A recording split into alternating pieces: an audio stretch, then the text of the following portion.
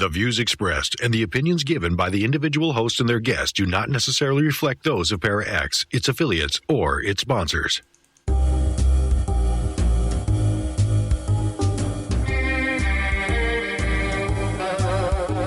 Step outside of your comfort zone.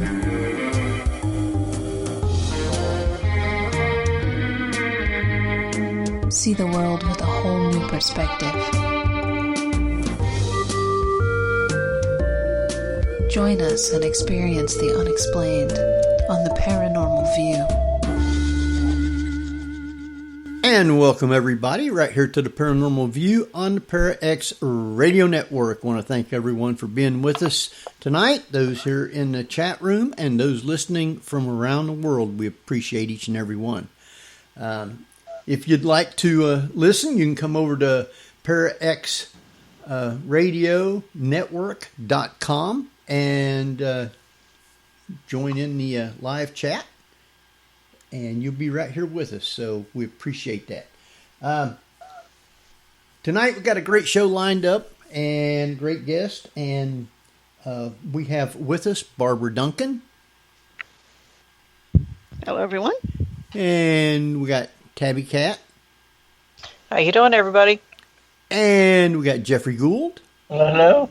All right. Now, before you introduce the guest, I guess we're pretty much ready. We got a whole lot to cover, too, or try anyway. So, Barbara, you've been doing good out there? Yeah, we don't, north of us has a terrible heat wave, and we got a bunch of fires already, but... Wow. And Jeff, you doing good there in the south? Yeah, we've been having 70s to 80s, but we've been having nice breezes each day, so it's kind of cuts it down a bit. Yeah, that's about like us here. It's supposed to start getting really warm tomorrow and possible storms too. So with that, why don't you introduce our guest? Okay, well, tonight's guest is George Lunsford. He's the author of the 4-volume book series Legends, Myth, Monsters, and Ghosts, with which to share the stories he's heard and researched from all over the world, which is a smart move on his point, considering all of mine are just right on my website. A fellow actor, George has been living an impressive paranormal-filled life from his childhood experiences of his then recently passed great-grandmother visiting, his having had a near-death experience, attending a haunted high school, and a UFO encounter in the Bermuda Triangle, and many other events. George has always had a lifelong interest in and researching the paranormal at large, so welcome, George Lunsford. Thank you very much. Now, you've been to a lot of places and done a lot of stuff, actually, before you wrote the book. Now, that was compliments to the United States Navy. Oh, let's see, I was in the Air Force, and I only got to go one place. Jeff dropped a bombshell, and we got to talk about this. A UFO, and you made it into the Bermuda Triangle and out again. Oh, many times. Wow. Some interesting. Not everybody gets sucked up into it. Apparently not. With my luck, I would. No, not happening. So explain your Bermuda Triangle experiences. Which one? Oh, gosh. Oh, all of them, because to me, it's like, wow. Just to be in there must have been creepy at first. It really, when you're out there, it's no different than the rest of the ocean. But you do have strange happen. We found one time we found a F-14 tail fin floating in the water. We go and we recover the F-14 fin. We pull it up, and it looks like on the edges, there was no jagged edges. It looked like it had been laser cut. It was just smooth around the edges and all that. And there was very few barnacles, like it was set there for us to find. Wow. And now there's no numbers on there that you can pick up exactly which plane it was, is there? Yeah, they had some ID numbers on the top part of the tail fin. They run it, and it had disappeared several years before we found it. Wow. The whole plane? Yeah. We just Pilot got to wait 5.5 years for the passengers to pop back in. Oh, wait, no, that's... was a pilot missing too. That's a reference to an excellent TV show that unfortunately has just been canceled. I'm not happy about it. What show is it? Manifest. Oh, yeah. So did the pilot survive, George? Yeah, from what I understand, the pilot and the co-pilot had ejected. It was doing a training mission, and they ejected and were picked up, but their plane was lost. Huh. Wow. Okay. They didn't have any explanation as to how that thing could have gotten sheared off like that? I don't understand it, because there should be some jagged edges on it, and I didn't see any jagged edges on it. It looked like you had literally laser cut it off the plane. Huh. Well, could that have happened from like lightning or something? No, they should be, if it was ripped off the plane like that, they should have been some type of jagged edges on it. I mean, metal doesn't rip that smoothly. Oh. Wow. And then the fun one, the really interesting one was, I was on aft lookout. It was a beautiful, beautiful day. I mean, the water was just as smooth as glass. It was sunny. It was just a gorgeous, gorgeous day. We was watching the bottlenose dolphins run around and play, and the porpoises and all that. And in front of the ship, you could see like a little dot on the horizon, like a little gray dot. And as we got closer, of course, it got bigger and bigger. When we got up to it, it was a fog bank that went from water all the way to the sky as high as you could see, and as far as you could see in both directions, east and west. As the ship started going into the fog bank, all the electronics shut down, and the compasses and everything started spinning crazy, like electrical. I mean, like magnetic. It started spinning out of control. And we had so much inertia behind the ship, was moving without, even with no power, was still moving forward. So as the ship went in, all that started happening. But when it come out the other side of the fog bank, as each part of the ship come out, everything kicked back on normal. Huh. And as you're going through it, I was on aft lookout. So as I was going through it, you could feel electrical charge on your skin, and the hair would stand up, and it just felt kind of weird. You know what I mean? I've heard of those down in the Bermuda Triangle like that. Huh? I said I've heard of those in the Bermuda Triangle like that. People seeing those clouds like that. The fog. It's weird. It really is. And then after the ship went all the way through the fog bank, the water was choppy and it was kind of a grayish day. Looked back and there was no fog bank. Really? Wow. Oh, wow. Ouch. Sorry. See, and then, people wonder why the Bermuda Triangle has such a reputation it does, and it's stuff like that. I mean, it didn't pick up on the radar at all either? No. Wow. Wow. Just okay, where it happened, So what type of ship was you on? I was on a fast frigate guided missile, an FFG. The same as the USS Stark and the USS Robinson was. Wow. Okay. Well, I mean, and nobody disappeared off the ship, right? No. Everybody's accounted for. Yeah. I mean, that's the start of a Twilight Zone story if there ever was one. I could probably build on that and make a story out of it. Could, very. Well, now, I remember the story about the ships in Philadelphia where they made one disappear, but when it come back, it was kind of like messed up, and the people was kind of like weaved into the metal and all that stuff. I'm sure that you've heard it. The Eldridge, but the Eldridge. Did you ever get any kind of secret confirmation that something like that happened? Oh no, I was just a poor lonely old gunner's mate. They didn't care what I thought. Oh, that's a shame. Only time they wanted me is when they wanted me to shoot something. That's it. Yeah. That would have been a fascinating thing to to actually research. And not too many people are willing to talk about that particular incident. And you can't. They're like trying not to admit that it happened or something. They've tried to deny it, and it's all part of. I believe that they said that's part of they're trying to develop some kind of a cloaking device, so they could cloak ships so they wouldn't be picked up on radar or visually. Yeah, something that went horribly wrong. Yep. Yeah, So even Nikola Tesla dropped the project saying, "This is not going to go well." Yep. So Didn't you he know you were oversee down it? there in the Caribbean. Any pirates down there? Mess with our boat. My boat was 453 feet long, so no. What? No, Jack Sparrow? No. Nobody flying the pirate flag. That's too bad. I did enjoy the Caribbean. I have to. That love when you can stand on the deck and look in the water and see, Yeah. 20 down, just as clear as a bell. Wow. It's amazingly clear water and amazingly warm. Nice to swim in. Oh yeah, we did a couple of swim calls on the ship when we were down there a few times. Nice.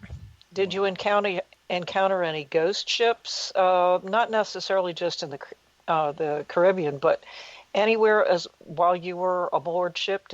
Did you guys ever encounter, or did you hear of anybody encountering any kind of ghost ships or something you couldn't explain out on the water?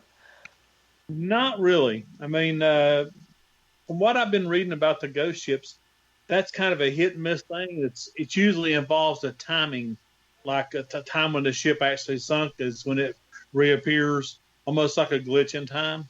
Uh-huh. I haven't really heard much about, no, when I was in the Navy at least, about all that. In my research I did. A lot of them in the Great Lakes.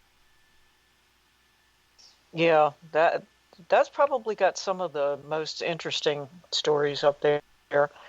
Have you gone up there to the Great Lakes area and investigated any of those sightings? No, unfortunately, I hadn't had the money or the time. I'm where I work a regular full-time job too. So, Well, I might be on your bucket list then. Gray Road that last week when we was up in Chicago. Actually, today is the anniversary of the St. Lawrence Seaway opening up. Oh, wow. Connecting all the ships to the ocean. So That's cool. I did not know that. Oh, wow. Since they're doing that, since they did that, I can't help but wonder if that's why you keep seeing all of these sightings and reports and everything of all these sea monsters in the Great Lakes.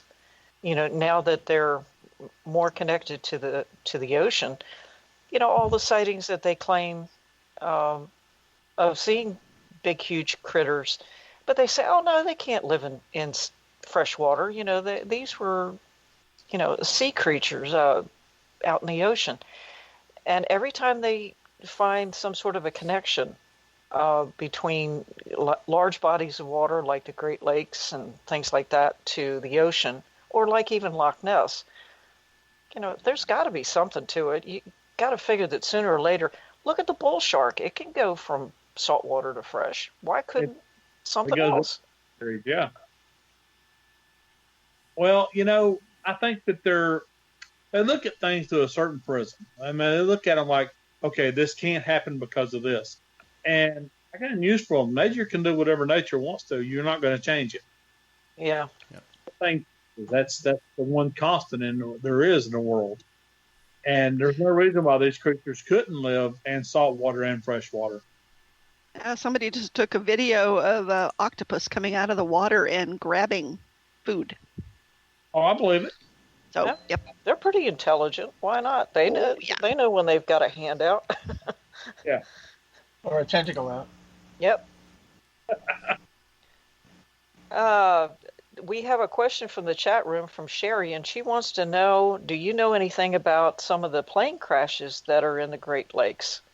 The strange ones, like, when the what was it, the Senator and a few others that disappeared in the Great Lakes, all the controversy and so forth up there?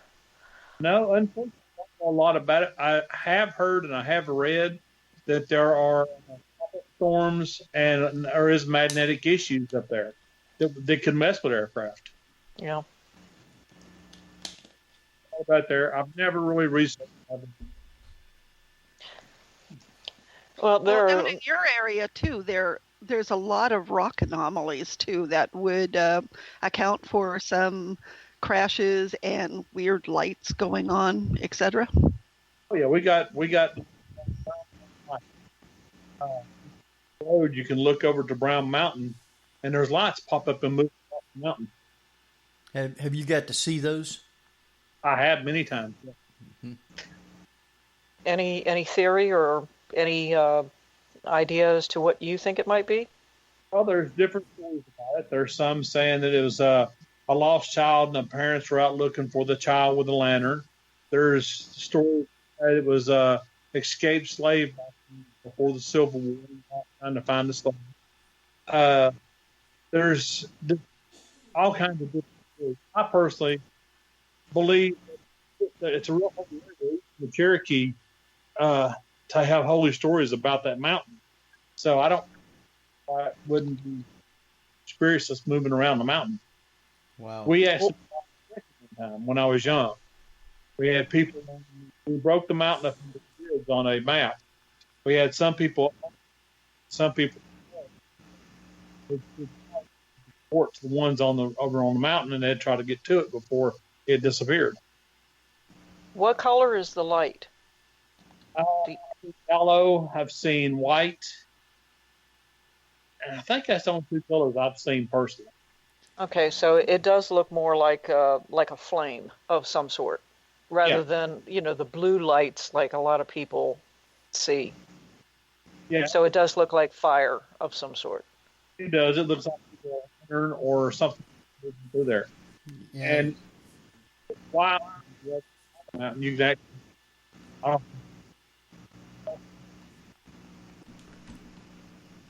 here. You seem to be breaking up for some reason. I'm sorry. No, it's not your fault. It's just, I think it's the way the connection is. Do you have a microphone on your headset? No, I'm actually using my phone. My computer's not acting right. Ah, your phone. Well, that's probably why then. Phones usually do that, so. I'm very sorry. Oh, that's all right. No problem. That's something that happens.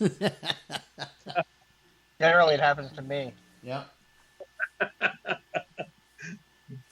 With all the various different places that you've been, your books cover a wide range of subjects. They go from, ghosts to witches to strange creatures to cryptids and so forth. Now, the majority of the stories that you do, George, it pretty much encompasses the general area where you've been and are right now in the United States, but you do have some that are out in the West and so forth, like where Barbara and Jeff are right now. Is there anything in particular out there, say in California or in that general area, that you find the most fascinating? Well, Bigfoot, of course. I mean, I'm a Bigfoot fan, big time. And in the book for California, I talk about the bushwhacker monster, the lizard people, and the Frisco Nightwalkers. Yeah, what are they? What are they supposed to be? People believe they're aliens because they have no body. It's just a head and legs. They believe that they're aliens. Those weird white, like they're like almost look like weird stick figures with the sweatpants kind of look. Yep. Oh, I love that. I love that clip. That keeps showing on a lot of the compilation stuff. I keep thinking, even if it was fake, who would do this and why? I'm sorry. I still think they're baby barn owls. No, serious. Have you ever seen a baby barn owl? Oh, yeah. They look like that, yeah. Long legs, no feathers, and they walk like that. Yeah, so they don't look like they're wearing sweatpants and stick. At least they have These guys don't even have talent. They're they're on stilts or something almost. Yeah. They're supposed to be like 6 feet tall or something like that. Yeah, they're huge. That would be a big barn owl. Yes. Oh my goodness. Wow. And I didn't know they had a name. What did you call them? Cisco night crawlers. Night crawlers. Isn't that a worm? Yeah. It is. That's what got me confused. And don't Go call fish. it Frisco.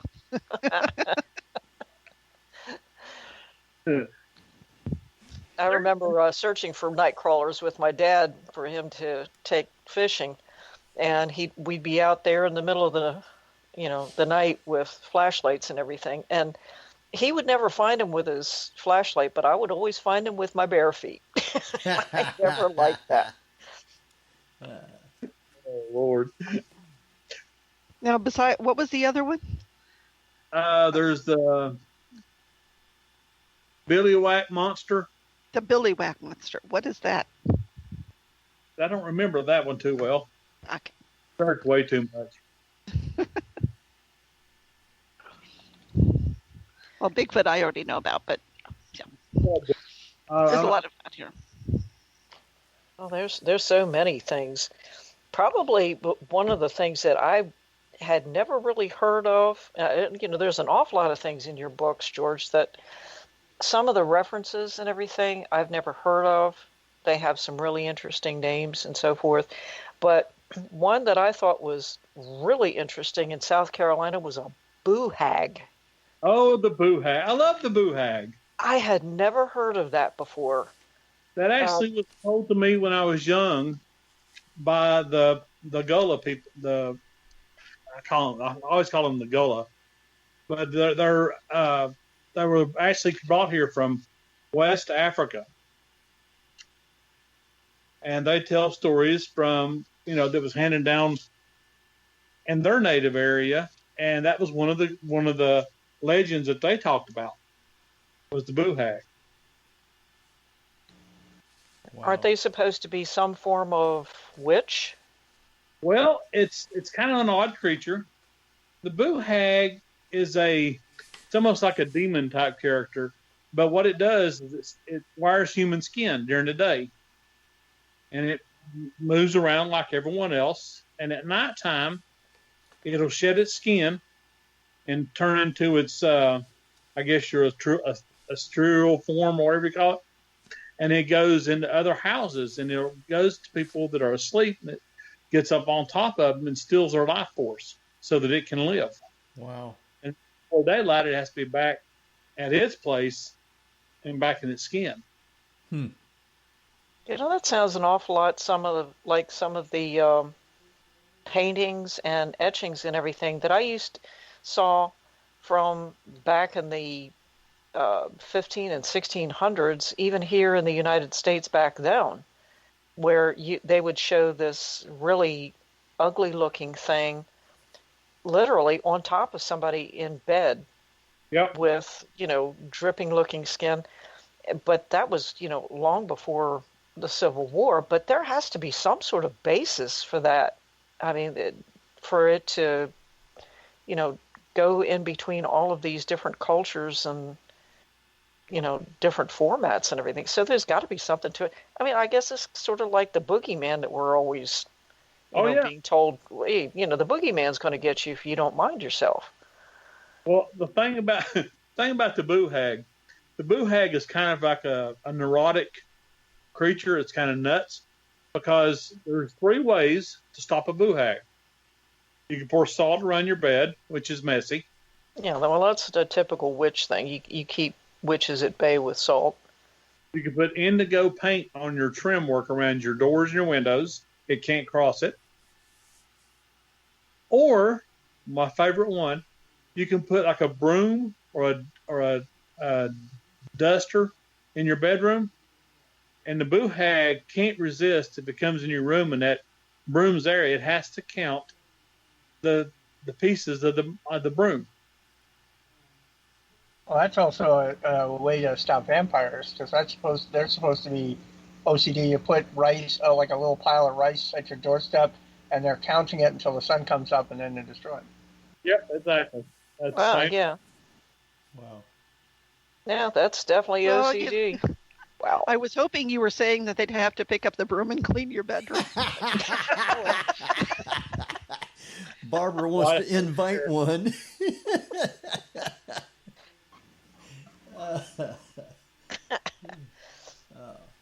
Well, now, how'd you get started into researching all these?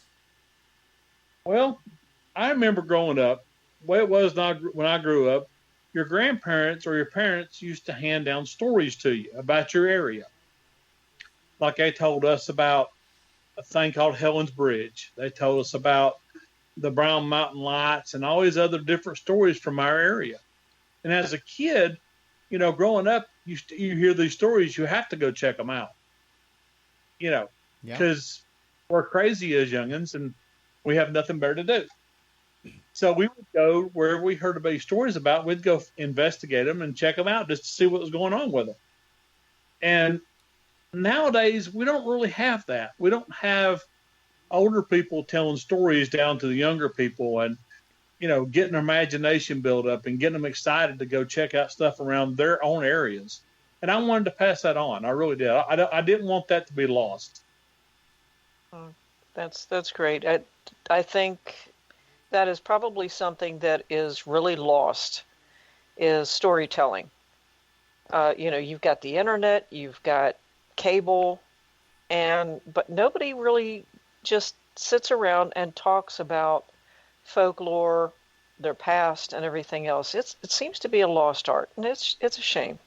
It really is, because these stories are born in these areas. I mean, they're not, some of them may overlap. They may be things like them other places, but the stories that were handed down were the history of where you're hearing them at.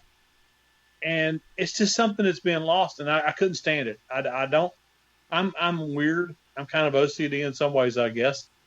I don't want to lose that, because I still tell my kids stories, and my kids are in their 20s.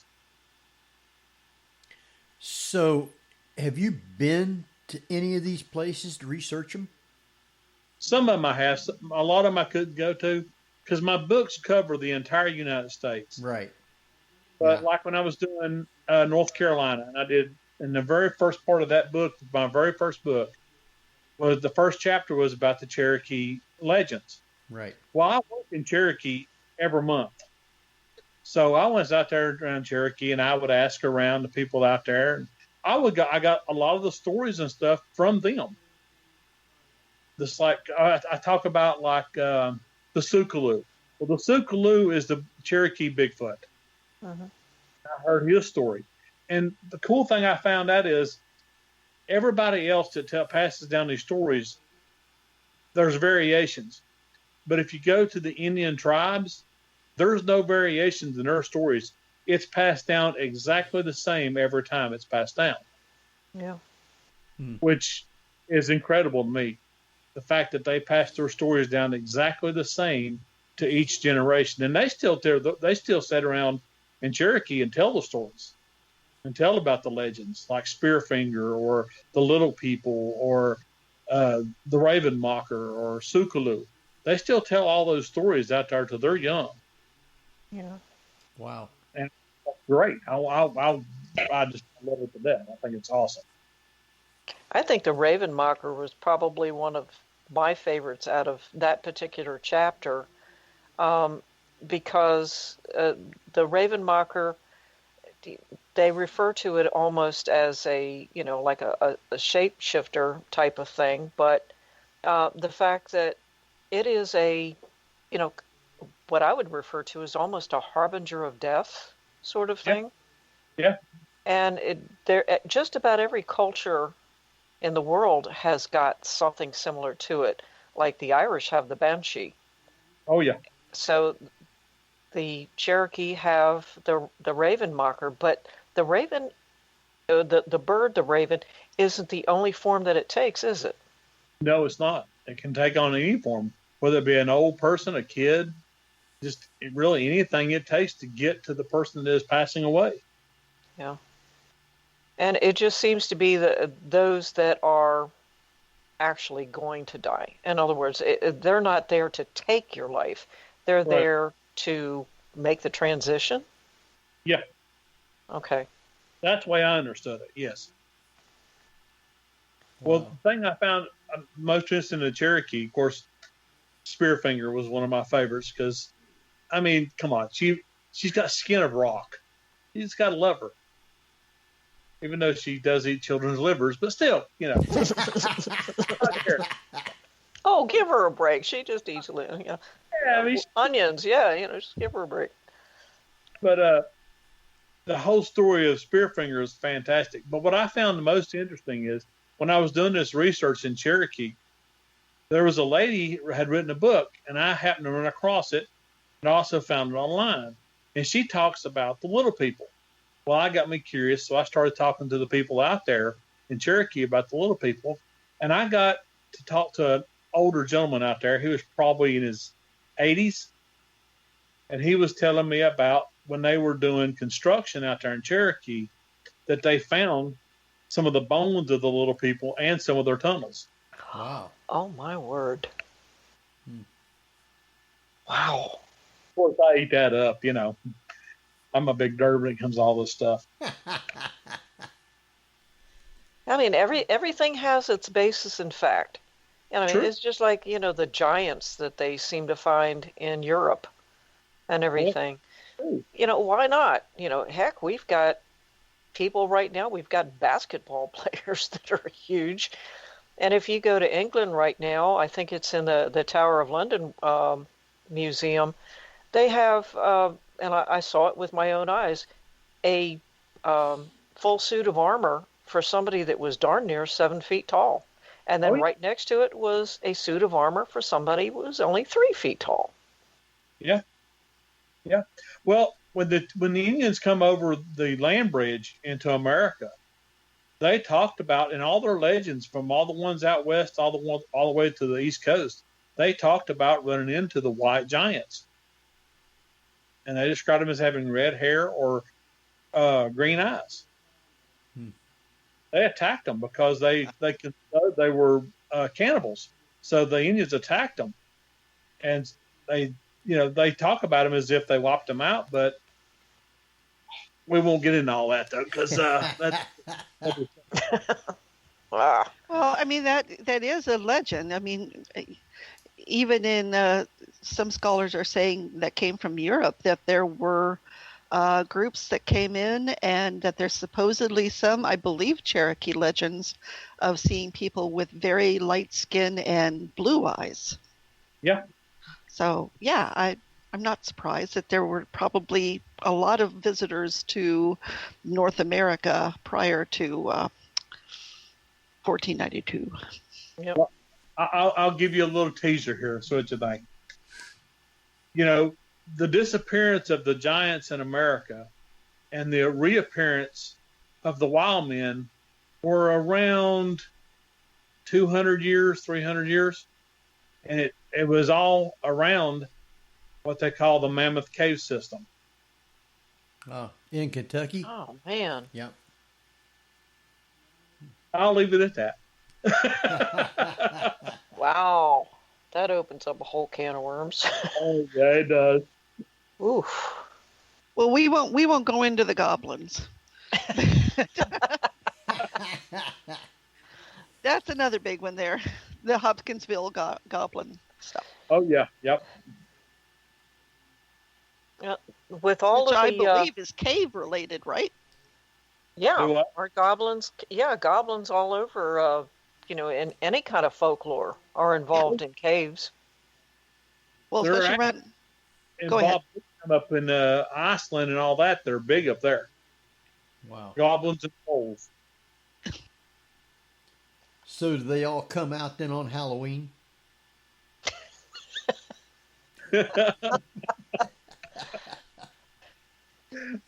Well, see, I was married to one of my second marriage. So. Oh, Lord. Oops. Oh boy. Sorry, I couldn't resist. Well, now, I was going to say I dated a troll or two, but yeah, well, In North Carolina, down in Wilmington, had you ever heard the Chamber of Commerce building down there being haunted? Any stories I have. on it? I was actually invited, but was unable to go to a ghost hunt down there. Really? Wow. Um, And I wanted to go to the one on USS North Carolina too. Did you? Oh, I that's did. so cool. I was unable to go. I was on the North Carolina many times, being able to just walk around and just look at everything. I mean, because I lived right there in Wilmington for 20 years, so I was doing stuff like that. I wasn't into the paranormal at the time, but the ship itself was fascinating. So, but It is. There was in the Chamber of Commerce building. It's not the Chamber of Commerce anymore. It was an old house set up on Gallows Hill, where they used to hang the people at when they deemed them to be hanged.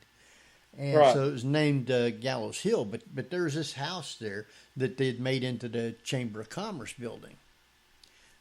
Shortly, I don't know, a couple months after I'd moved to Wilmington, my mom sent me this Fate magazine talking about the Chamber of Commerce building, and this guy had took a picture of a ghost coming down the stairway, which naturally I'm going to go there just to talk to the people and see if anything happened. I did go in and talk with them, and they said that they hadn't never seen anything other than sometimes the back door would just open up. It'd be locked, but it would just open up. Other than that, they didn't really see anything. So I let it go at that. My wife at the time was working for this woman, taking care of her mother while she worked. And when she come home one day, my wife was telling her about the Chamber of Commerce building, and we'd went down there, and this Fate magazine had a picture of a ghost. She told her, she said, "Wait just a minute." She went in her bedroom and come out with the original 8x10 glossy picture of that ghost on the stairway. At the time, she was dating or going with the guy that actually took the picture. Oh, that's cool. Now, is that coincidence? I mean, so I thought it was real neat, something like that. And she said it was all true. So. Oh, I don't doubt it at all. I really don't. Anytime there's something traumatic happens in the area, I think that creates the ghost. Wow.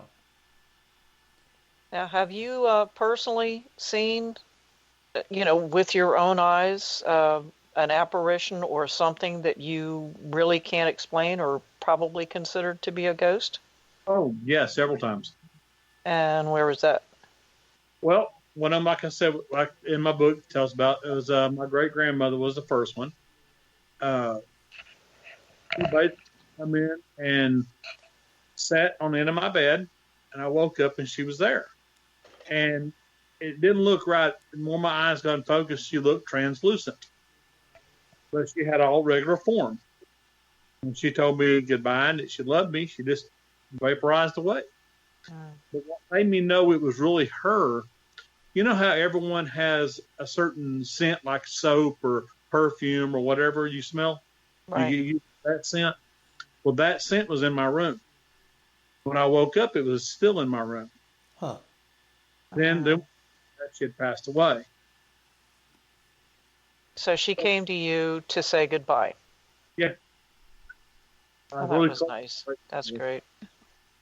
Now, we were talking a little bit about banshees before, and you mentioned in one of your books about the white screamer. Yep. Which kind of sounds almost the same as a banshee in a way. Yeah, it does. It kind of is. Yeah. It's a little bit, it's more of an American version of a banshee, I guess you could say. Oh, there's an awful lot of Scottish people that settled in Tennessee and Kentucky in that area, right? So I'm guessing that it's probably an offshoot of that. I'm thinking so, yeah, because everything gets like I said, everyone else can pass down these stories, and they get changed a little bit with each story, except for the Indians. They don't change their stories at all, but everybody else does. So I'm assuming it is probably pretty close to the original story of the Banshee. I think it's probably the same thing as the White Scream. That's a really wild. It's almost like a mist. Yep. Now, when I lived in Daytona, before I went into the service, they you had one in there about the Devil Chair. It's in Volusia County. Yeah. I had never heard of that until I read it in your book here, and I thought if I ever make it back down there again, I guess I'll have to go out there and look. But what's supposed to happen with the Devil's Chair if you go out there and sit in it or something like that? Does it come out and grab you? Well, honestly, it's been a while since I wrote that one, so I don't remember a lot of the details. It seems like when I wrote that, it's been 4 years. I don't think that you actually sat in and grabbed you. If I remember right, people saw the devil sitting in it. Oh, really? Oh. Wow. If I remember, I said it's been about 4 years since I wrote that, so I don't really. It's not one of the ones that actually stood out as much as some of the other ones did. Right. I thought it was a story, but it didn't. It didn't have that pizzazz that some of the other stories had. So they were seeing like a devil with horns and what have you, or what? Yeah. Wow. Sitting on his throne, the scepter. Yeah, You're next. It didn't look like from Lucifer, I guess. So, did you come across a story in Daytona about the Tomoka light? I saw it, but I couldn't get enough good information on it at the time to do it justice when I put it on paper. So if I can't do them as much justice as possible, I won't put them in the book. Yeah, because I felt doing a disservice to the people of that area. I've been there and many nights driving up and down that road, and yes, I've seen it. That's awesome. Yeah. What do they relate to? It's like a 3 mile stretch of road from the last street light to the park entrance, and it's swamp on both sides, so you can't pull off the road. And the road has overhanging trees all the way through it, so that makes it spooky. But you drive up and down that road slow and turn your headlights off and on, and all of a sudden a light will come on either in front of you or behind you. It'll start coming at you fast, changing colors, changing shapes, and I've known it to like go out behind you and then come back on in front of you and different things like that. A lot of people get killed chasing it out there or running from it, one of the two. But I never did anything like that, run fast or anything. But I did see it one night. I mean, it turned red and big shape, and I mean, it was coming down the road. So we left that area then. We didn't go back for a long time. Well, aren't a lot of that things actually explained as swamp gas? That's what they try and say it is, but you don't see it out in off the road. It's only on the road, so. Oh, okay. Never mind. Read something about them seeing full body apparitions at the cemetery. I don't remember that. For some reason that popped in my head just now. I know there's one somewhere about a cemetery down there, but it's not in Tomoka. Okay, I may have confused with something else. Like I said, I've studied so much of this stuff; it's all kind of run together in my poor old warped brain. Well, usually there's not much traffic on that road because at night the road goes out through the jungle, you might say, going to Bunnell, and so you don't see a lot of traffic on it. I'm sure it's built up more now because this was, I don't know, back in the early 60s. But I remember one time I was in the Boy Scouts, and a couple of the guys wanted to take a hike to get a 20-mile merit badge. And we was living in Harbor Oaks at the time, so we hiked all the way up to the park, and went to go into the campground, and they said, if you ain't got your Scoutmaster, you can't stay here. So it was getting dusk by then, and it was another 3 miles back to the town, and there wasn't no way at night we was going to be doing that. So about halfway there, you have a rock sign saying Tomoka State Park, and there's a little road right there. It goes right down to the river, and it's only about like 50 yards off the road. And so we decided we would stay there and pitch our sleeping bags and just spend the night. But it was dead quiet out there. There was nothing on the little road or anything. And all of a sudden, heard like about 6 kids on bicycles pedaling real slow on the road. And I never said anything, but one of the guys said, hey, let's jump up there and scare them. So we jumped out of sleeping bags, put our shoes on, run up to the road and looked back toward the town, nothing. Looked back toward the park entrance, nothing. And there was nothing there. And the swamp, there was no place for them kids to go to. So I looked back toward town there, and I seen a red light come on, started coming down the road, and went into a rectangle, and I started hollering at the guys, there's a light, and they just stood there dumbfounded. So we ended up running back down to the edge of the river and stood there for about an hour and never seen anything go by, never seen cars or anything. So we finally got brave enough to get our sleeping bags and get in for the night. But never did see anything. But That's pretty cool. It was weird that you would hear kids. I mean, you could plainly hear them just slowly pedaling and talking. And run right to the road, and there wasn't nothing nowhere. Goodness. Yeah. George, since you are most definitely a fan of Bigfoot, and, you know, having traveled and everything, a great number of places here in the United States, do you find that there's any particular state, excluding out west, because, you know, that's kind of obvious, that's pretty much where a lot of the Bigfoot sightings are. Is there any place in your area in particular that have been known to have seen either Bigfoot or something similar to it? He's been seen here a lot. I live in Appalachia. So, and he's been seen recently here. Really?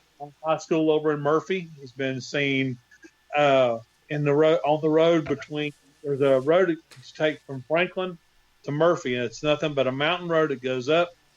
It's a highway. It goes up the mountain on one side and down the mountain on the other side.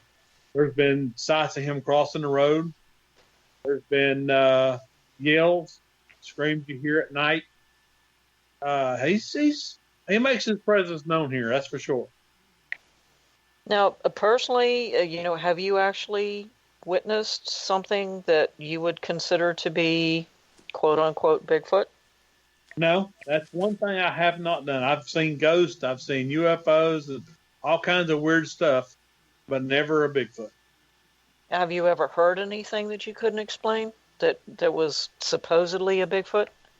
Yeah, the funny thing is when you're out in the mountains at night, you're going to hear all kinds of stuff. And some of the creatures you don't think can make that kind of noise, like a fox. The fox will make the weirdest noise you've ever heard in your life. Oh, yeah. And you got all the different birds and everything else. So I'm not versed enough, even though I grew up in the mountains and, you know, stayed in them all my life as a kid. There's so many different noises out there. I can't really say, okay, that was a Bigfoot noise. Well, now you've been out there where there's probably a little light pollution. How about UFOs? Well, what's really weird when you say that is me and my wife are coming back from Illinois last Friday, and as we was coming back, we were up about 37,000 feet. Beautiful outside, the clouds are down below us, and my wife seen something, and it was a silver cylindrical object. And you couldn't see any wings, you couldn't see any jet exhaust, nothing. It was just an object and out in the sky. So she showed me, and she reached down to get her camera to take a picture of it through the window of the airplane, and it disappeared. Wow. That was her first one she had seen. But we see lights and stuff in the sky, but around here, it's what it really is, because we've seen the Link satellites that were put up by Elon Musk. We've seen drones a lot, because everybody loves to play with drones around here, and different things like that, but nothing I can say around here that I've seen in the sky. Just in the middle of the ocean. That's the only place I've heard for sure.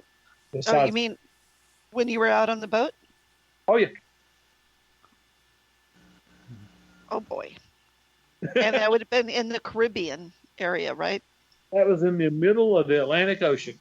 Whoa. Wow. We're literally right dead in the middle of the Atlantic Ocean at night, about 2 o'clock in the morning, 3 o'clock in the morning, something like that. And I'm on lookout, because I spent a lot of time on lookout, because I was a gunner's mate. And we seen something about, if you're on a ship and you're looking out across the ocean, 10 miles is what the horizon is from where you're at. So it was out about approximately 7-8 miles. And we seen this light, and it was just a regular white light to start out with, but then there was, it started a line of lights started lighting up.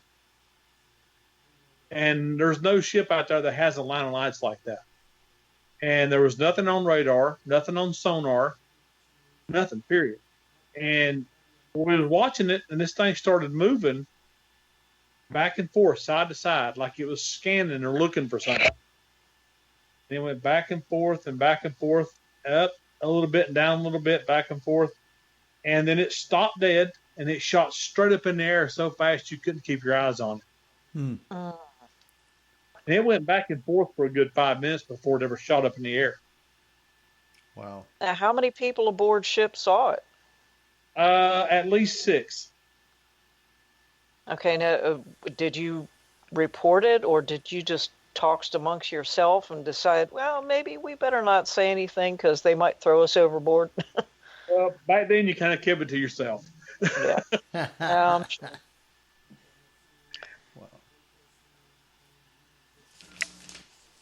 And how many years ago was that? Oh, that was 8. Oh, okay. So long before Starlink, long before a lot of the ships were up there. Oh, yeah. You were asking me about the full apparitions. I've got a funny story for you. We bought a Ring doorbell. We put the Ring doorbell on the door, which is on the porch. And then you've got, if you're on the porch, we have a big porch. So it's the middle bedroom and then the end bedroom, and then you're off the porch. We were sitting here one night. Our Ring doorbell went off. We thought, what in the world? So my wife pulls it up on the phone. We're sitting there looking at it. And this apparition, I guess you could say, is just like a body-shaped smoke, comes out of the middle bedroom and stops in the middle of the porch. And the top of it pivots around like it's looking at the ring. It turned back around and went straight off the end of the porch, and we haven't seen it since. Wow. What kind of shape was it? Just It was a amorphous shape. It really didn't have any features. It was just long like a person, and it had like a kind of a round top like a head, but you couldn't get any detail or anything to tell what it was or anything. So it was just curious about what the heck was on your front porch. Yeah, pretty much. Come out of the middle bedroom and went out the porch and left. Huh. Wow. How old is the house you live in? When was it built? Oh, well, our house was built in 74. Okay, 74. well, it doesn't matter. I mean, do you know if there was anything in particular on the property before the house was built, like a farm or anything like that? No, as far as I know, nothing's ever been here till we moved here. Now, there was a building. There is a building out here. It's 100 years old. It's like a little storage building, but that was the only thing here when we moved here. Wow. Now, so the area still has some sort of an older history. So who knows who could have been out there? You know, because sometimes spirits get attached to the land. Yeah, that's very true. And my house, when I was married to my first wife, that house, we had ghosts there. But when I did the research on the property where the house was, there had been a family lived there that had got wiped out by tuberculosis. And oh dear. And we had the ghost inside the house was a 16, 17-year-old female. Oh, that's sad. On the property was her mom and dad and her younger brother. Wow. Yeah, that is definitely sad. Whenever there is an illness or a traumatic death, that has a tendency to keep the energy there. Yeah. And it's well known that it doesn't make any difference even if there isn't a dwelling on the property. Yeah. If the land belongs to somebody that really loved that land, they might still roam there.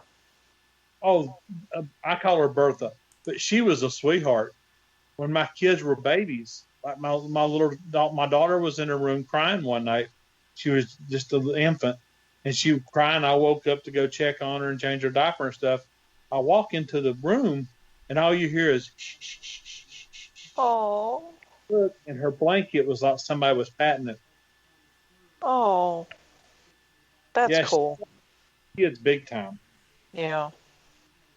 But her little brother would mess with us. He'd run by the window. Make you get up out of your chair to find out what was going on outside. Or he'd laugh in the middle of the night. Wow. Well, not all ghosts are bad. No. I've had great experience with some of them. Yeah. I mean, they're not all Casper either, but, they're most of them are just like your roommate that just never left. Well, from what I can tell, whatever personality they had alive is what they took with them when they were dead. Oh, yeah. Alive, they're a good person after they're dead. Yep. I've often told people that, I let them know, just because you passed on doesn't mean a darn thing, because if you were a jerk in life, you were a jerk in death. Oh, yeah. So if you go into a location to investigate, and this person is there, and this person is known to poke you, push you, scratch you, slap you upside the head, I'm sorry, that's not a demon. It's just a person being a jerk in death, too. Wow. I'll agree with that. As long as Zach Bagans not with you.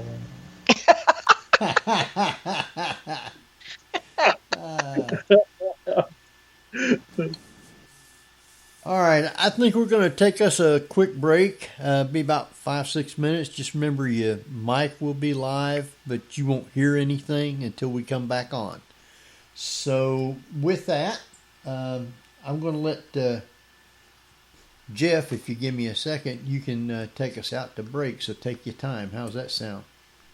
Okay, you're listening to the Paranormal View on para-x.com with your hosts, Henry Foister, who's rattling buttons over on the side there, Ceiling Cat Barbara Duncan, Tabby Cat Gash, both of whom are felines apparently, and myself, Jeffrey Gould, more of a badger, and tonight's guest, fellow actor George Lunsford. So stay tuned for more of the Paranormal View after the break.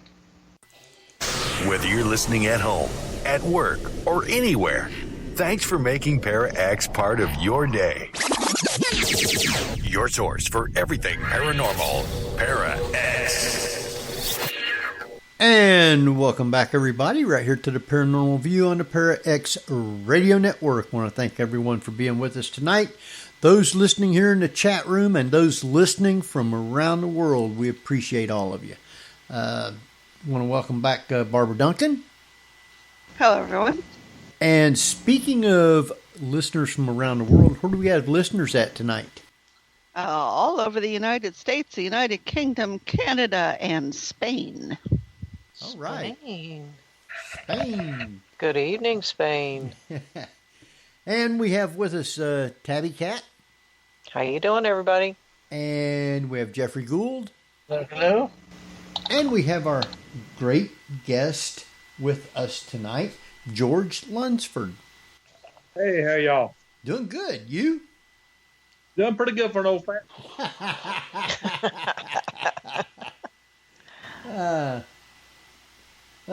Talking about some of the stories that's in your books, you had a couple ones that I kind of liked to get more information on, and let's see, I believe it was the in Alabama, hugging Molly. Oh, okay. Okay. What do you want to know about us? I don't remember much about her. Oh, you don't? Well, she was a young lady who passed away. Right.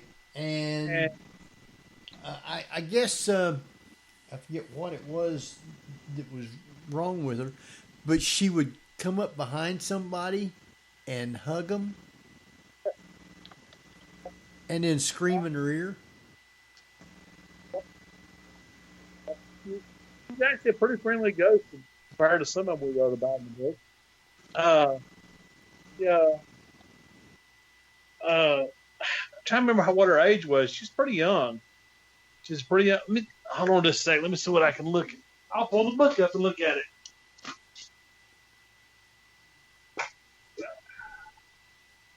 All right. I was getting it 4 years ago. I had a hard time remembering. Don't worry, a lot of people suffer from CRS. We can't help it. I know, it's terrible as you get older. It just kind of runs all over you. Let's see here. Number 9. Still my favorite story, though, is still the one about Robert the Doll. Oh. I love Robert. Yes. Yeah, we all like Robert. Can't help but like Robert. You see, Robert has fans. He's not a bad doll at all. No, just strange. Okay. She hugged actually a full.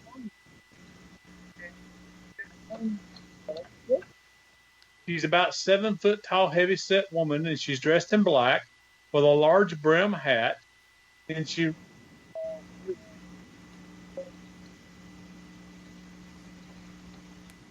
Did we lose you? Apparently, she lost her child, and she was grieving, and that's what makes her want to hug kids and children. Wow. She never hurts them. She never harms the children now.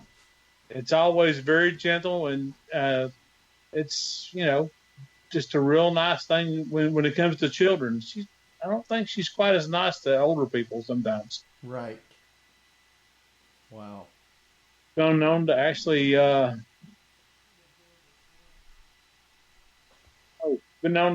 scare big people, scare adults. Wow. Well, since you brought up Robert the Doll, Hey. have you had a chance to visit it? No, I want to go so bad I can't stand it. But I am definitely ask permission before I take a picture with him. Oh yeah, definitely do that. I have photographers friends who go down there, and they keep trying to skirt that curse, but somebody always asks for permission before they can take a photograph.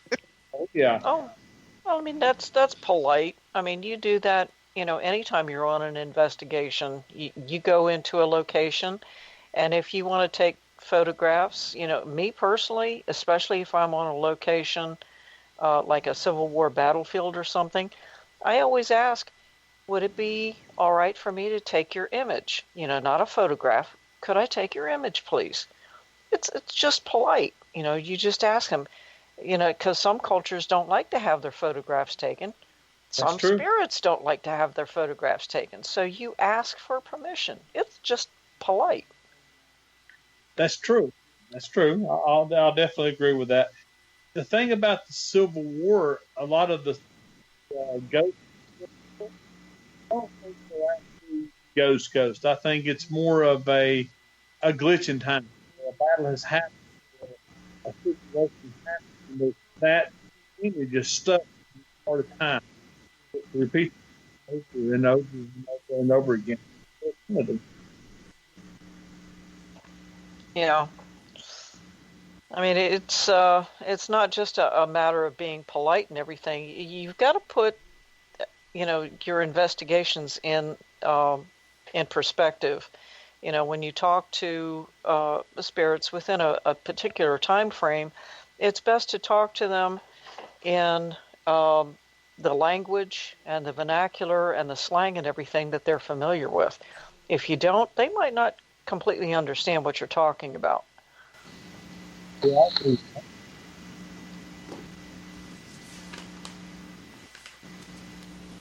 Your mic seems to be breaking up again.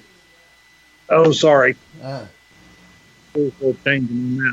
How's that? better. Okay. All right. I know you had some stories that I kind of seemed interesting in Louisiana, and there's always creepy stuff in Louisiana. That's where I found my wife. Yeah, I agree. There's one about the candy lady. What, is she related to Sammy Davis Jr.? Oh, no, I'm sorry. That's the Candyman. Well, that's pretty close. You're going with Tony Todd, too. That's the other I was thing. going to say, yeah, Candyman is a whole nother whole nother demon there. Close, though. I mean, I still got to give you credit. Louisiana is full of fantastic stories. Yeah. I guess because there's just so much happening down there all the time. Yep. With the voodoo mixture put in there and just the lifestyle in general down there, I think creates a lot of interesting characters. That's why I'm fat, because I married a Louisiana girl. So, marry one from New Orleans, you're going to get fat. That's just all there is to it. Well, they have a lot of witchcraft and stuff like that down there.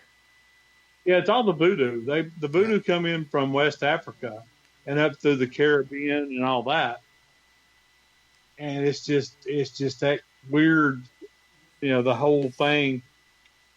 It's a whole different kind of magic compared to like regular witchcraft and stuff. I mean, when people talk about vampires or ghosts or demons in Louisiana, you could actually believe it. No question. I think my favorite is the loup-garou, which is, what anybody else would, translate to werewolf. Yeah. And that to me is probably one of the creepiest that comes out of Louisiana, not just the voodoo, but the loup-garou. Because it's not quite the same thing as your typical werewolf. No, I said it dates all the way back to medieval France.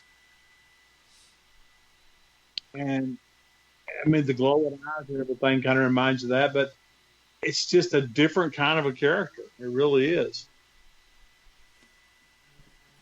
Well, it must have something to do with, just the culture.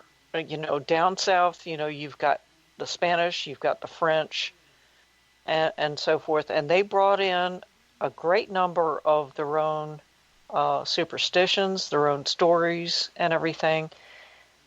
But once they establish themselves, when you compare that to what the Scots and the Irish and the English brought in the North, there are so many comparisons between the two. You have to wonder, there's got to be a common factor in there. Yeah, that and the fact that it's because all of them were there together, and almost like they weave themselves in back and forth between the different cultures. So it makes a little bit of changes every time they weave it around. I mean, you got an English father and a French mother. Then both of those stories combine when they tell them to their kids. And of course, the kids take those stories and they pass them on there. And they've got that mixture of the cultures going when they pass it down. So it gets changed a little bit more, and it gets changed a little bit more every time it's passed down, because you do have that mix. You know what I mean? Yeah. I mean, there's got to be a basis in fact somewhere. Yeah. And, yeah. Oh, I mean, down through the years, we've understood an awful lot of things based on actual physiology and medical and so forth. It's like all of the people that have, I forget what the term is, but those that have an excess of hair. And, they used to be in circuses and sideshows and things like that, like the wolf boy or whatever, or the wolf girl or the bearded lady. And all of these people have this affliction. I shouldn't say that. I'm sorry. This medical condition that causes you to have all of this hair. But, people fear that. And it's like anybody that, has, a need to eat a lot of raw meat. They're going to be considered vampires. That sort of thing. So there is always a basis in fact. Oh, I agree 100%.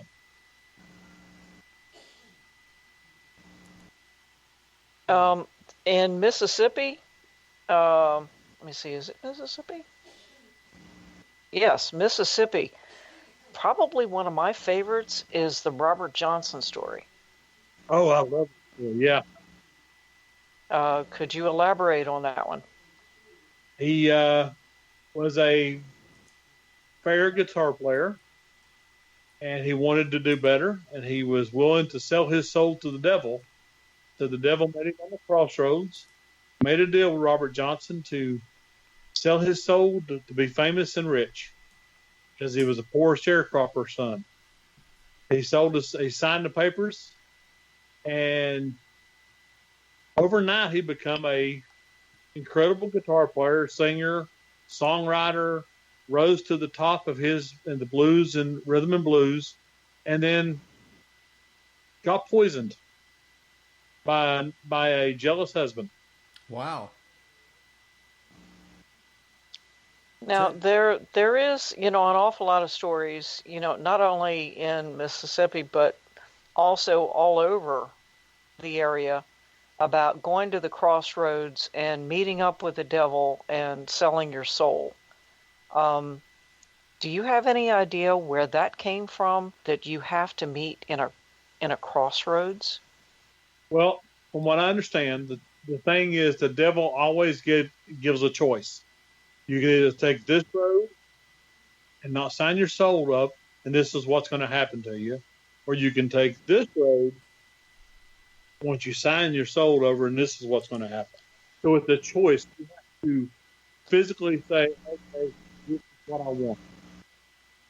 And and you're turned, and the devil makes you face the road that you want to take. Okay, but evidently he's not a good fiddle player, so you can take your chances with that.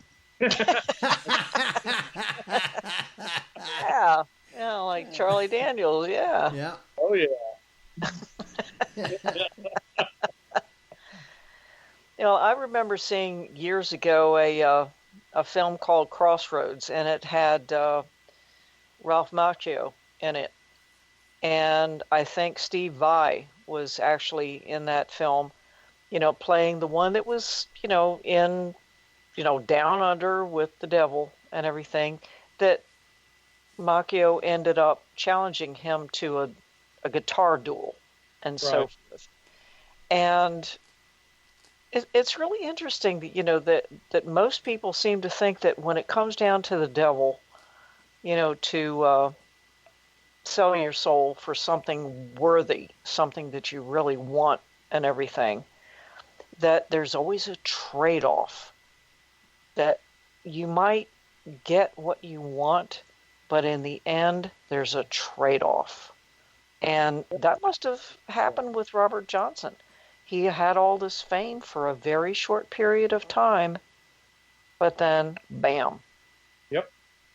And, why was he, and it seems kind of odd that with all the things that he went through, he got poisoned by a jealous husband? Yep. He had a taste for the ladies. Oh. It didn't matter if I was married or not. Yeah. Well, I mean, it was either the devil or his bad choices. Right. And that could be the same thing. Yep. Yeah. This could be the wrong devil part. maybe do it sort of thing. Exactly. Yeah. Certainly gave him the blues. Oh, wait, I Ooh. I mean, anybody that listens to Robert Johnson's music, and, my husband and I are both, blues fans. And listening to Robert Johnson from back then, he was not the biggest talent at that time, but when you listen to his music and when you listen to the way he sings and the way he plays, it's from the heart. And I think that's probably what the saddest thing was, is that he did that. He wanted that to be known. And if he did indeed sell his soul to the devil to have that kind of talent, yeah, it was a sad thing because he traded off. Because had he lived, he probably would have changed the blues. But in the end, the devil, I'm sorry, but Robert Johnson got the last laugh on him because so many blues players based their music and their talent on what he did. Oh, yeah. So, sorry about that, Lucifer. Well, I think the end goal, if Lucifer had an end goal, was just the acquisition of a soul. So I'm sure he didn't mind whatever side issues or quests came up. Yeah, well, that's true, too. I mean, there's plenty more.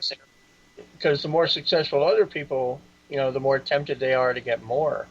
Yeah. So they could be better, also clients. Right. Wow. Yeah, he opened it up for more people to come to him. Yep. That's it. Networking. Networking. You get the same. Networking.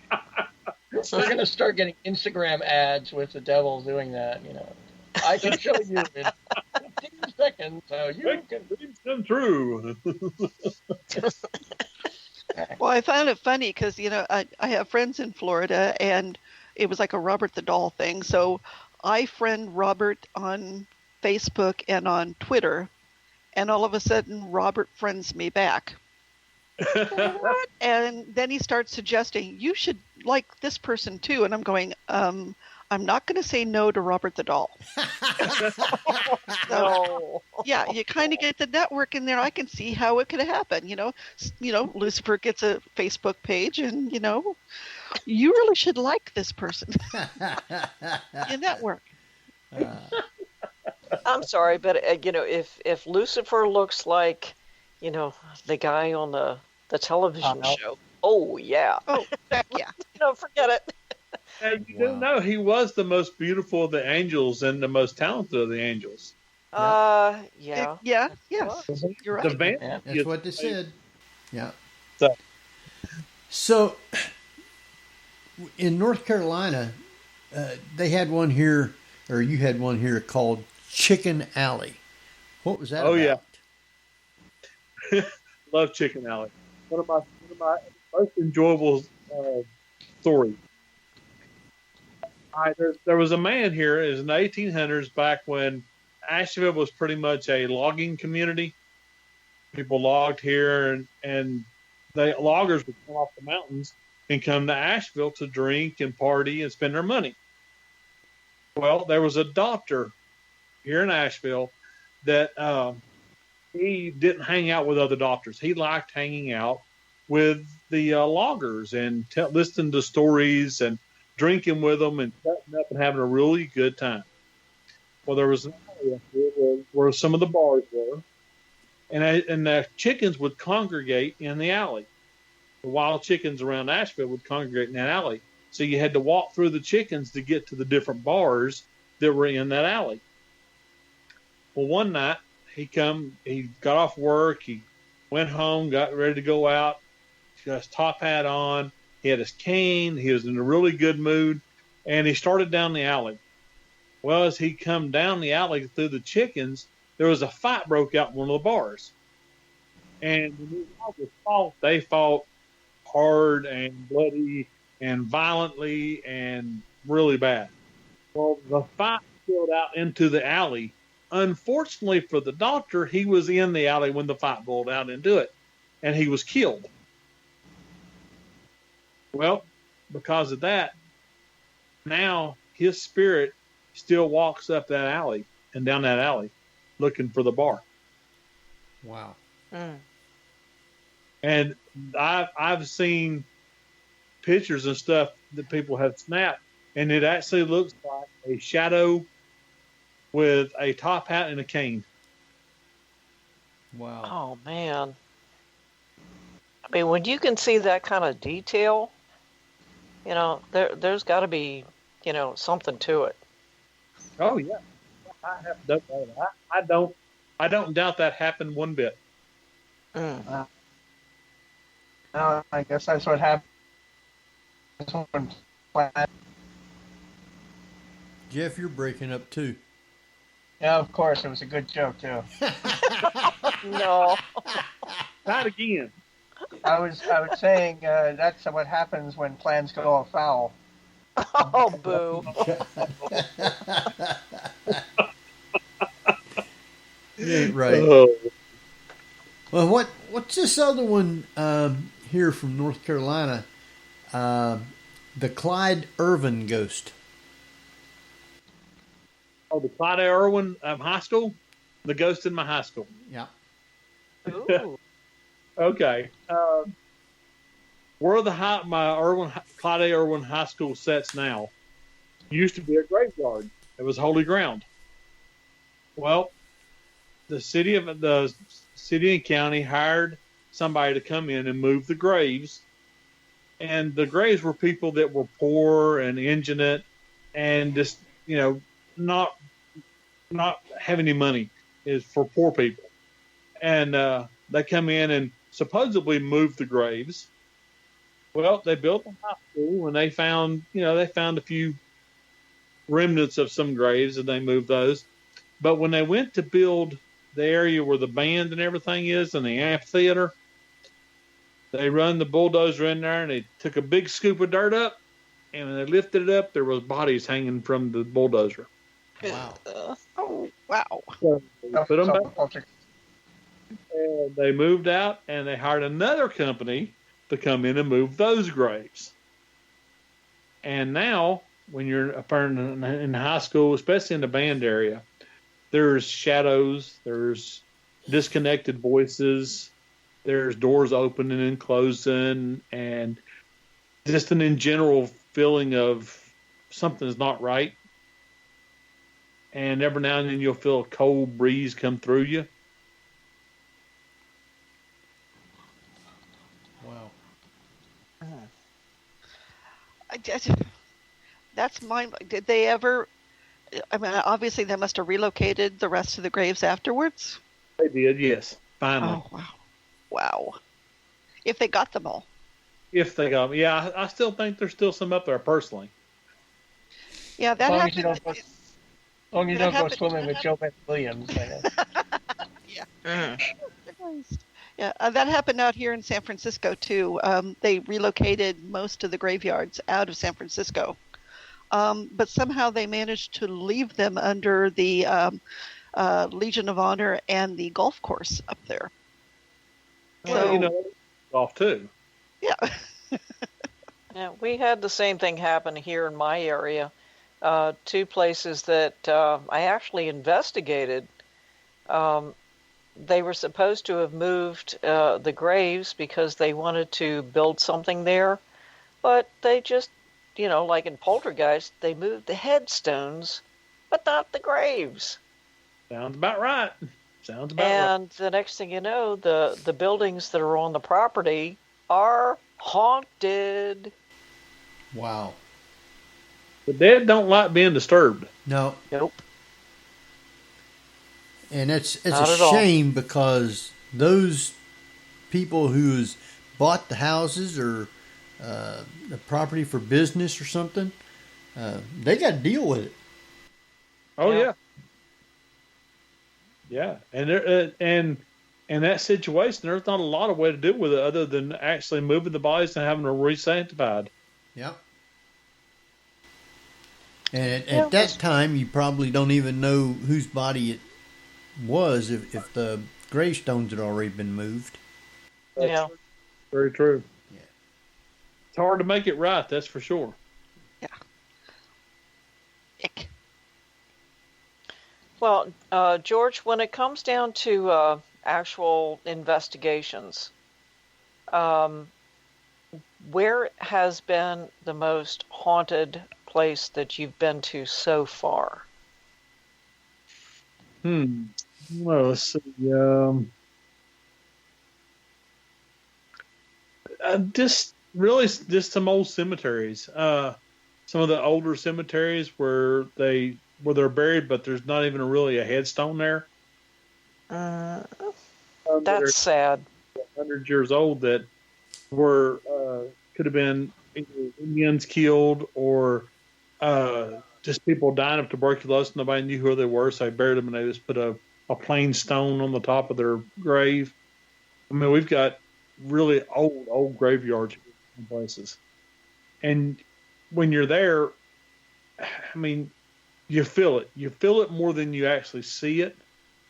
I've seen the full body apparitions, but I felt it more than I've seen them. And it's like they're asking to be acknowledged so that they can go on to the other side. But there's no way to acknowledge them if they don't tell you who they are. Yeah. Wow. So it's like a sadness. It is, and unless you have, fortunately, because I did pass away for a very short period of time, I do have a little bit more of a connection where I can say, okay, this was Susie. Okay, Susie, you can go on now. You can rest. About your what? Wow. That's probably some of the saddest things. I've been to so many different cemeteries. I live in between both Gettysburg and Antietam battlefields, and I've been to both cemeteries. And it just seems that whenever I've walked among those graves where the unknowns are, it's probably the saddest because they were never identified. They are really kind of lost, and it affects me more than anything else. And I'm sure that's probably because all they could put in the grave was pieces, and they had no idea from which body they were from. Yeah. Yeah. Or even, sometimes what side Right. they were from. Right. Yeah, that was two of the most bloody battles in the Civil War. Yeah. I mean, those were just nasty, nasty battles, especially Antietam. Yeah. Sure was. And I've been to both of them, so. Man, I can imagine. Now, Really? down there in your area, in North Carolina, as far as the Civil War was concerned, have you ever encountered any Civil War spirits in your area? Not enough to matter. They didn't have a lot of battles here in the mountain where I'm at. There was not a lot actually happened here. Most of it happened down towards like cow pens and areas like that are flatter. Like cow pens. Yeah, they had a lot of guerrilla fighting here because the mountains and the terrain didn't allow for a big area to battle in. Everything had to be close quarters all the time. Right. So they didn't really do a lot of major battles like Antietam or Gettysburg or cow pens or anything like that here because it was impossible because it was just too rough at that time. But I had a Civil War. I was in a graveyard and I had a Civil War Confederate soldier tap me on the shoulder. Really? Wow. I looked, I could see. Right, of course, I could see through him. It wasn't a full apparition, but it was almost like he was asking permission to go. Really? Oh, Wow. You just got that sadness and that feeling from him. So I said to, what I felt was there. I said, "Yeah, you go home where you need to be. You have permission," and it just went away. Wow. I know there's in the cemetery in Wilmington. There's one place where they got one big monument, and in that particular grave, there's over 550 Civil War soldiers buried in from Fort Fisher. Oh, man. Yep. Oh my God. Sure is. They got a big monument on top of it. That's amazing. It really is. I bet that place just grabs you when you come through. Oh yeah, it's a real old cemetery. You walk through, and I mean, just the markers and stuff. It's really eerie to see a lot of that stuff. And I mean, even those people that don't have any kind of sense of the spirits, when you walk amongst the graves of those that have died, traumatically, you can't help but feel it. It's a matter of empathy. Oh, yeah. So I'm sure that you, George, you've gone to many different places, not only just cemeteries, but areas where you have encountered just the spirit or the energy of those that have passed, especially traumatically. That's got to affect you. It does. I can drive down the road and feel where there's been accidents and people have died. I can Oh dear. Wow. go in different areas and feel the pain sometimes. And it's just really, sometimes it can be a little overwhelming. So have you had this all your life, or was it just something that developed over time? It happened after I was in my 20s and I got pneumonia extremely bad. And they finally took me to the hospital. I wouldn't go to the hospital. I stayed home and fought against it. And I had 105 fever, and they finally, when I passed out and was unable to move, they took me to the hospital because I couldn't fight no more. Wow. So I got to the hospital. They admitted me. They were pumping me up with all these fluids and antibiotics, and they were doing all this stuff. And I think it was either the first or second night that one night about, I don't know, I'm thinking like 2 o'clock, I felt comfortable. I was feeling pretty good, and I woke up, and there was a woman standing beside my bed, an older woman. And she said, "It's okay. It's okay." So I sat up in the bed, and these people started coming through the walls of my room. And over in the corner, there was a figure there, and I couldn't make it out. So I looked back, and when I stood up off the bed, my body was still on the bed. Wow. So I started looking, and for lack of a better description, I'm going to say an angel. There was a person in the corner, and you could see the outline of the wings and their eyes. That's all I could really see other than an outline. And these people were coming through the walls of my room, and they were talking to me. And this older lady was talking to me. We were just conversation back and forth between all of us. And the one in the corner raised his hand, and there was a little white dot formed, and it just spread out to like a portal. And the people started walking in that portal. And I went to walk, and the woman grabbed me. She said, "No, it's not. You don't need to go there right now." She said, "You just need to lay back down. It's not your time."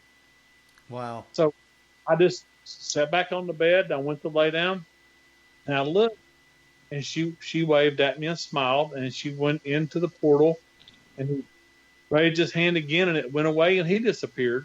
And I laid back down, and next thing I know, there's alarms going off. My door burst open.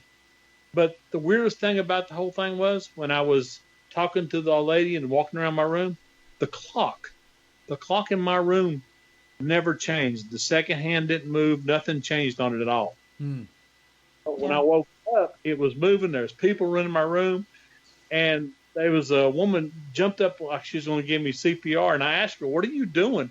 And she freaked out. She didn't know what to do. Yeah. And they all kind of left the room, and one of the nurses was standing there, and I said,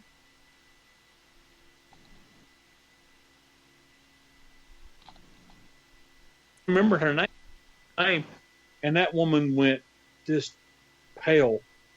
The nurse did. Come to find out, the old lady, I had been talking to, the nice old lady, she had died in the room that I was in a week before I got there. Wow. Yeah. Wow. I told every person's name that was in my room. Never one of those people had died. And Oh my goodness. So that's when the whole thing began. It's pretty well known that most people, when they end up experiencing spirits, comes from a near-death experience. And that's obviously what happened to you. And you can't dismiss that. No. You know, there's so much of those things that happen to people. And it happened to me. I mean, I've seen spirits since I was a kid, but it took a near-death experience for me to really hone in on the spirit world. How in the world do you explain that? You can't. And those people around you that love you and understand you, they believe you. And those people that don't, I'm sorry, it does happen. Well, if they believe in science, they can help to believe it. Because one of the theories from Einstein was a parallel universes. And that falls with that parallel universe theory. It falls within that realm. And I can't remember what scientist it was who expanded upon that and said for every decision, a new parallel world is created. That's why there's an infinite number of the parallel universes. Yeah. And I believe that when you pass away, you actually break down one of those walls, and it gives you access, depending upon what you went through, gives you so much access into that world as well. Yeah. Now, I don't have, I'm not a medium. I don't have any of that ability. I just simply know that when there's something there that's not right, I can see. You're a sensitive. You're an empath. Everybody says I'm insane, but I guess empath. But I mean, you're in good company, George. That's for darn sure. That's cool. I like y'all, so it's okay. Now, before it gets too late, of course, we got to talk about Elvis Presley's ghost. Ooh. The king. He has the busiest ghost I've ever read about in my life. Man, what? You mean not George Washington? He's a busy ghost as well as still walking around alive. Yeah, he's so busy. He's either in California or Vegas or California. He's just everywhere. He's awful. Maybe we can get him to visit us on the show. I mean, you got to give him credit. You know, he was an incredible performer and singer and all that. And even after he's gone, he still is making appearances. I mean, they're seen constantly over at Graceland. They've got photos of his ghost over in Las Vegas, where he performed quite a bit. They've got pictures of him walking down the Sunset Strip in California. There you go, Jeff. That's like a few blocks from me, but I've done somewhere on Sunset Strip. That's a little farther down. I mean, how can you not like a ghost with good hair? I mean, that's all. Oh, yeah. I mean, if we can just get him to perform, we'll be good to go. Oh, yeah. Yeah. Take your tape recorder. Yeah. I mean, he's the best ghost there is out there. He can be everywhere. Yeah, like I said, he's like George Washington. He's slept here, he slept there. I don't think he's doing too much sleeping anymore. He can't. He got to have a heck of a schedule. That's all I'm saying. Yeah. Tell me about it. Wow. Now, George, have you ever been to the Washington, D.C. area? Yes, I have. Okay. And have there been anything there that you've, encountered, or anything that caught your eye? Well, I was young there. When I went to Washington, D.C., I was in high school, so that's been a long time ago before I had the near-death experience. So back then I was young and, little insane. So I don't really remember much back then. Well, I guarantee you there's an awful lot there. I grew up, I was born, raised, and lived and married like 5 minutes away from the D.C. line. And I can tell you that Washington, D.C. has got its fair share of spooks, goblins, and an awful lot of stuff. So, definitely research that. It's pretty cool. Well, they do have an awesome ghost there in Congress. Well, live or dead? Well, the dead one's one I like. So this ghost wanders the stairs of Congress. He was killed on the stairs of Congress. Wow. So he wanders around in the dark areas of the building there. Yeah. He's actually in my second book. Oh. Cool. Now, have you done much research, and are you planning on one for anything overseas as far as hauntings go?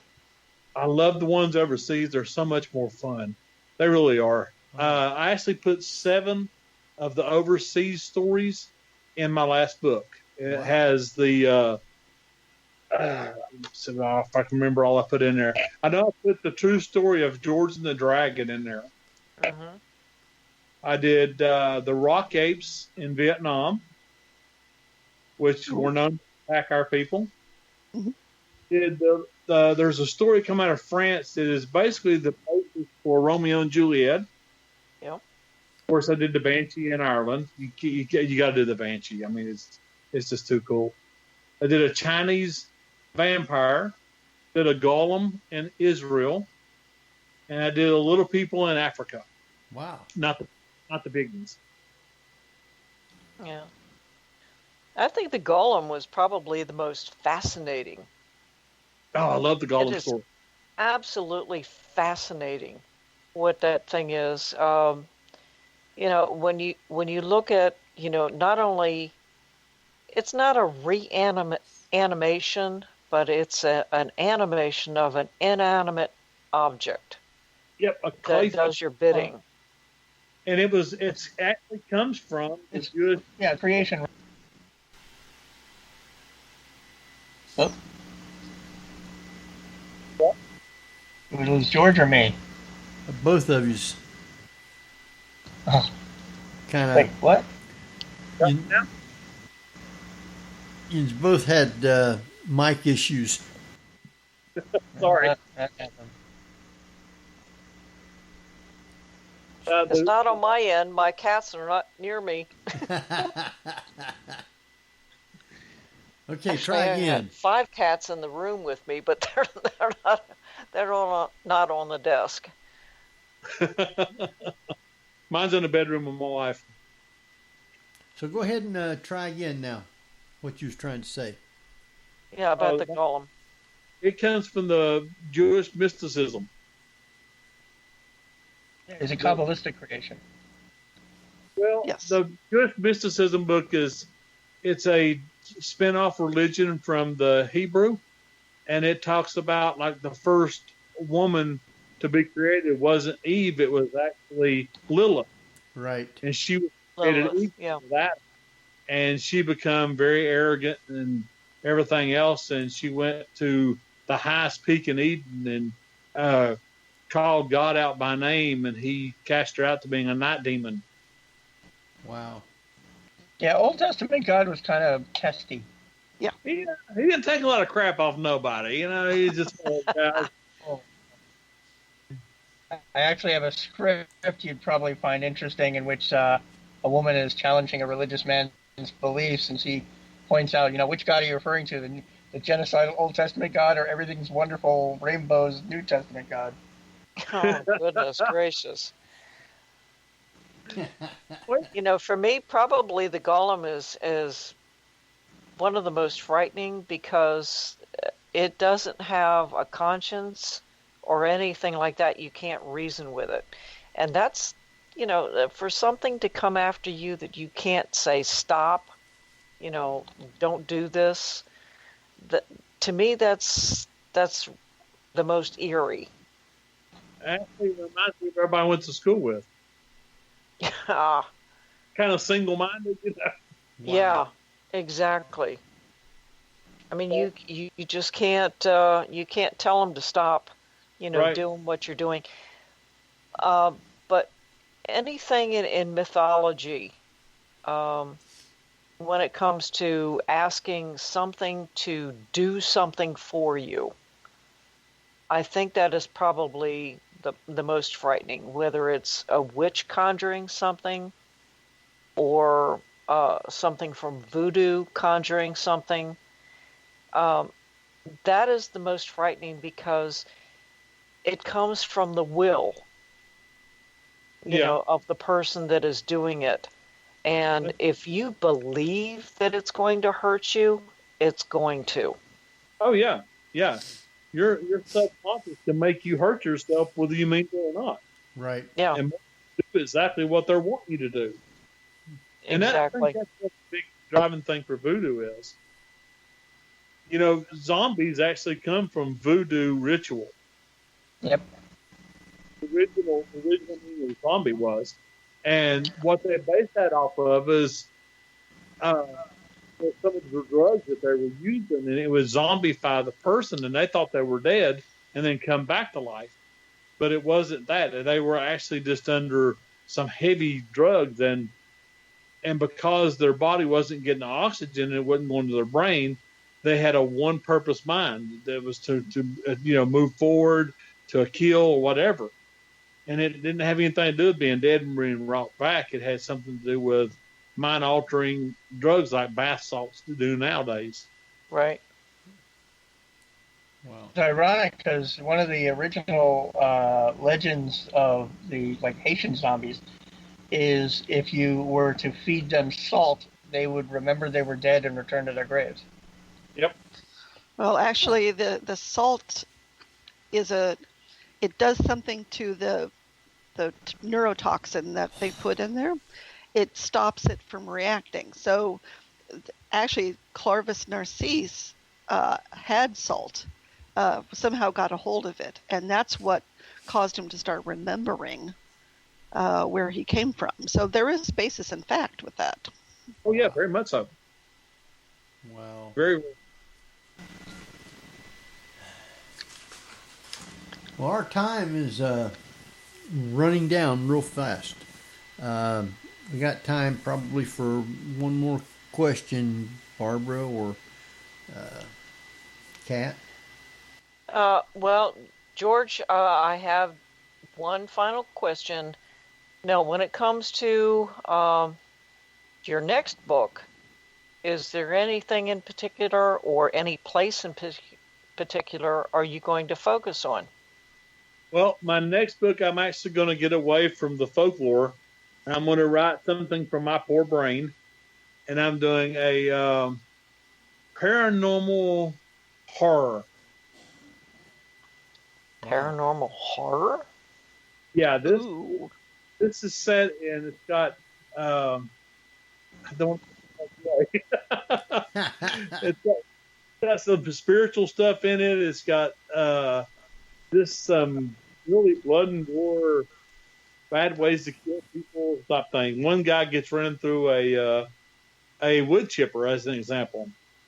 Ouch! Wow. Shades of Fargo. I bet that was sharp. Oh my goodness. Wow. And they probably Okay. said, well, that won't hurt mulch. Well, at least the jokes can be recycled. That's true. Wow. It's pretty- All This would right. be a narrative fiction novel you're talking about? it's going to be pretty wild. Yeah, it's going to come out of my head. So, Lord only knows how bad it's going What to be. comes out. Yeah. like I'm a little salt shaker. Tip me over and pour me out. Exactly. I grew up reading science fiction and science fantasy all my life, so I've got such a warped brain. Wow. Well, you're good company. I appreciate it. All right. Any last things, Jeff, Barbara, Kat? Yep, we're good to Really go. need You know? Really need to learn how to expand time so we can have more time with our better guests. Thanks. You guys are definitely a blast to talk to. That's for sure. Appreciate it. Well, we try to make it fun and having a good time. So, all right, listen, we're down to under 2 minutes. I want you to give out all your information where people can follow you, contact you, get your books and all the good stuff. And then we want you to stay on for a few minutes after we're off. All right. Well, the best way to find out anything you want to know about me and my book, you go to my website, which is author George Lunsford.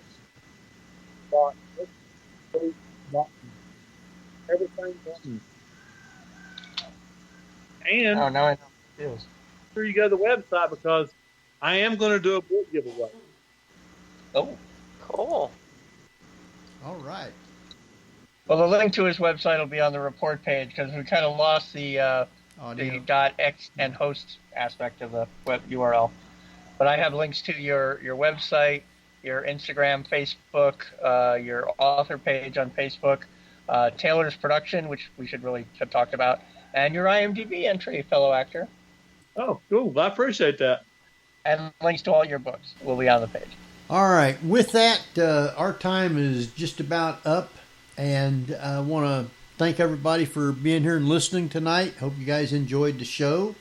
And we will see you in 2 weeks, next week, I guess. So we'll have something. Anyway, with that, this is Henry Foister. Jeffrey Gould. Barbara Duncan. Cat Gash. And we'll see you next week at the same time. So good night, everybody. You've been listening to the Paranormal View on the ParaX Radio Network. Join us again next week at the same time for more of the Paranormal View.